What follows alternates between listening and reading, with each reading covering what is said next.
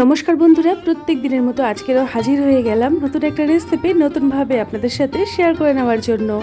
Maggi আপনারা অনেক রকমভাবে বানিয়েছেন, তবে আমার মতো করে হাতে মেখে মাত্র 5 থেকে 10 মিনিটের মধ্যে ম্যাগি তৈরি করে নিন। একদম ঝটপট তৈরি হয়ে যাবে। ম্যাগি এমনি 5 মিনিটে হয়ে যায়, আর এই রকমভাবে হাতে মেখে তৈরি করলে এর স্বাদ হয় দারুণ। তো চলুন শুরু করা যাক।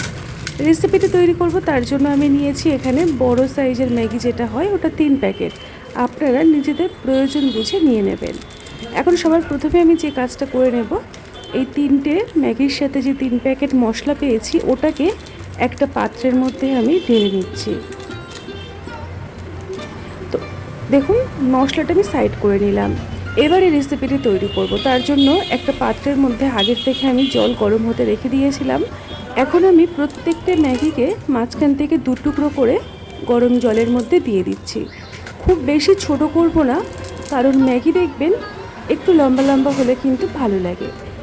দেখুন, জলটা ফুটতে আরম্ভ করে দিয়েছে। আমি মোটামুটি 2 থেকে 3 মিনিট এই ফুটন্ত জলের মধ্যে ম্যাগিটাকে ভালোভাবে বয়েল করে নেব।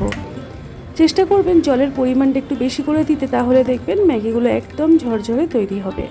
তো ম্যাগি আমার সিদ্ধ হয়ে গেছে। এখন আমি এগুলোকে ভালো করে স্ট্রেনারে ঢেলে আমি ছেঁকে নেব। তো বন্ধুরা, এই রকমভাবে একবার হলেও ম্যাগি বানিয়ে দেখবেন। আমি দেখুন একটা স্ট্রেনারের মধ্যে গরম জলগুলো ফেলে পুরো ম্যাগিটাকে ভালো করে ছেঁকে নিয়েছি। এখন এগুলোকে একটা পাত্রের মধ্যে ঢেলে নিতে হবে। আমি একটা বড় ধরনের পাত্র নিয়েছি, যার মধ্যে ম্যাগিটাকে হাত দিয়ে ভালো করে মাখাতে পারবো। এই দেখুন, একদম ঝরঝরে হয়েছে। সবার প্রথমে আমি এর মধ্যে দিয়ে দেব এই 3 প্যাকেট ম্যাগির জন্য আমি দিয়ে দিলাম বড় হাতার 1 হাতা পরিমাণে টমেটো কেচাপ। এবারে যে মশলাটা আমি রেডি করে রেখেছিলাম তার থেকে আমি 1 চামচ পরিমাণে মশলা নিয়ে নিচ্ছি। নিয়ে ম্যাগির মধ্যে দিয়ে দেব। 3 প্যাকেট ম্যাগি মশলার থেকে আমি 1.5 চামচ থেকে মতো নিয়ে নিলাম। আর বাকি মশলাটা আমি দেখুন এটাকে রেখে দেব, পরে এটাকে কাজে লাগাবো।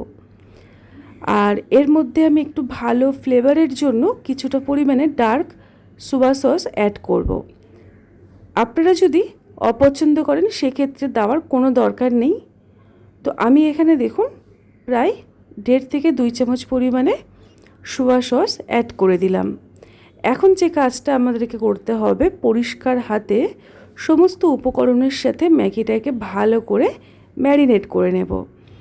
বন্ধুরা, ম্যাগি আমরা বয়েল করে নর্মালি ইনস্ট্যান্ট খাই, সবাই আমরা জানি। তো এই রকমভাবে আমার মতো করে হাতে মেখে একবার হলেও ম্যাগি আপনারা বানিয়ে দেখবেন। আমি এখানে আরও 1 চামচ পরিমাণে ডার্ক সোয়া সস সেটা অ্যাড করে দিলাম। দিয়ে সমস্ত ম্যাগিটাকে দেখুন খুব সুন্দর করে সমস্ত কিছুর সাথে মিশিয়ে নিলাম। এবারে এটাকে সাইড করে দেব। আর এই ম্যাগিটা তৈরি করার জন্য আমি 2টো পেঁয়াজ একদম ঝিরিঝিরি করে চপ করে নিয়েছি, একটা গাজর, ক্যাপসিকাম আর বিনস। আপনারা ভেজিটেবলসটা নিজেদের পছন্দ মতো নিয়ে নেবেন। কড়াইতে আমি 2 চামচ রিফাইন তেল ভালো করে গরম করে নিলাম। অল্প একটু লবণ দিয়ে তেলটাকে ভালো করে কড়াইয়ের চারিদিকটায় লাগিয়ে দিচ্ছি। তারপরে এখানে অ্যাড করে দিতে হবে প্রয়োজন মতো ডিম। আমি এখানে একটা পাত্রের মধ্যে 3টে ডিম ভেঙে নিয়েছিলাম। 3টে ম্যাগির জন্য 3টে ডিম যথেষ্ট। তবে আপনারা যে পরিমাণে কম বেশি করতে পারেন, যে পরিমাণে ম্যাগিটা নেবেন সেই পরিমাণে ডিমের অনুপাতে নিয়ে নেবেন। ডিম আমার ঝুড়ো ঝুড়ো করে ভাজা হয়ে গেছে। ম্যাগির মধ্যেই আমি আলাদা করে একটা সাইডে রেখে দেব।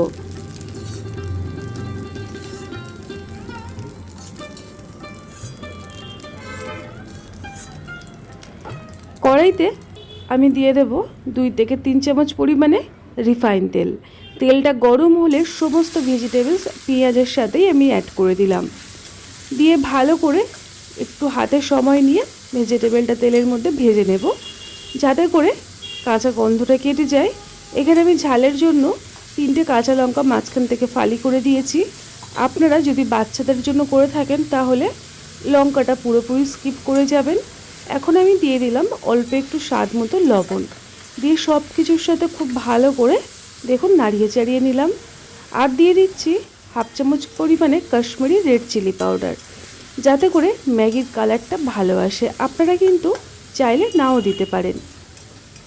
এখন সব কিছুকে ভালোভাবে নাড়িয়ে সাড়িয়ে এখন আমি ঢাকনা দিয়ে মোটামুটি 2 থেকে 3 মিনিট অপেক্ষা করব, যাতে করে সবজিগুলো একটু নরম হয়ে যায়। আমি ঠিক 2 থেকে 3 মিনিট পরে ফিরে এসেছি আর ঢাকনাটাকে খুলে আপনাদেরকে দেখিয়ে দিচ্ছি। দেখুন সমস্ত ভেজিটেবলস কিন্তু ভালোভাবে নরম হয়ে গেছে। একেবারে গলিয়ে ফেলবো না। এখন এই দেখুন ভেজিটেবলসগুলো একটু সাইড করে দিলাম কড়াইয়ের মধ্যে, আর তেলটা মাঝখানে বেরিয়ে এসেছিল। ওর মধ্যে আমি 1 চামচ পরিমাণে আদা রসুন বাটা রেখেছিলাম, সেটাকে দিয়ে দিলাম। আপনারা চাইলে আদা রসুন গ্রেট করে দিতে পারেন। আর এখানে যে ম্যাগি মশলা অর্ধেকটা আমি রেখে দিয়েছিলাম, সেটা দিয়ে সবজিটাকে ভালো করে ভেজে নেব। এই সব কিছু দেওয়ার ফলে ম্যাগিটা যে আজকের তৈরি হবে দারুণ টেস্টি হবে। আগের থেকে ম্যাগিটাকে কিছুক্ষণ মাখিয়ে রেখে দেওয়ার জন্য এই ম্যাগির টেস্ট যেরকম ভালো লাগবে আর সেরকম ঝরঝরে হবে। সমস্ত ভেজিটেবলসগুলো আমি ভালো করে একটু নাড়িয়ে ছাড়িয়ে নিলাম। এখন আমি এর মধ্যে অ্যাড করে দিলাম আগের থেকে ভুজিয়া করে রাখা ডিমগুলোকে। ডিমটাকে দিয়ে সব কিছুর সাথে আমি কয়েক সেকেন্ড একটু নেড়ে নেব, যাতে করে ডিমের মধ্যে সমস্ত ফ্লেভার ঢুকে যায়।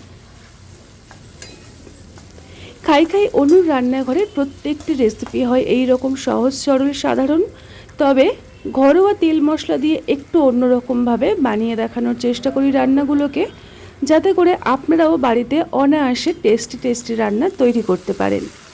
তো আমি এখানে সবার শেষে আগের থেকে হাতে মেখে রাখা ম্যাগি সেগুলোকে অ্যাড করে দিলাম। দিয়ে আরও আমি মোটামুটি 2 থেকে 3 মিনিট জোরে আছে ভালো করে ভাজা ভাজা করে নেব। যেহেতু আমি এখানে সব রকম সস দিয়ে ম্যাগিটাকে ম্যারিনেট করে রেখেছিলাম, তার ফলে কি হয়েছে ম্যাগিগুলো খুব স্টিকি হয়ে গেছে আর ভীষণ ঝরঝরে তৈরি হবে।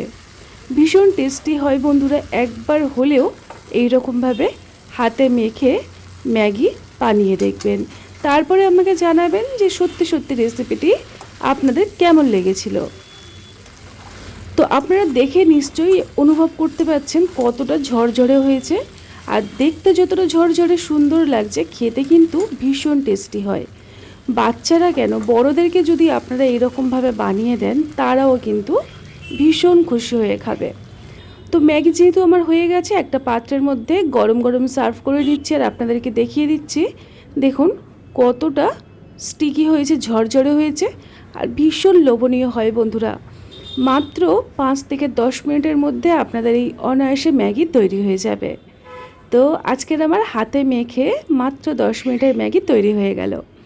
যদি ভালো লেগে থাকে প্লিজ একটা লাইক দিয়ে সাথে থাকবেন। নতুন হলে চ্যানেলটিকে সাবস্ক্রাইব করে নিতে পারেন এই রকমই নিত্য নতুন ঘরোয়া রেসিপি পাওয়ার জন্য। তো আজকের মতো এই পর্যন্ত, আবারও আসছি নতুন একটা রেসিপি নিয়ে। টাটা।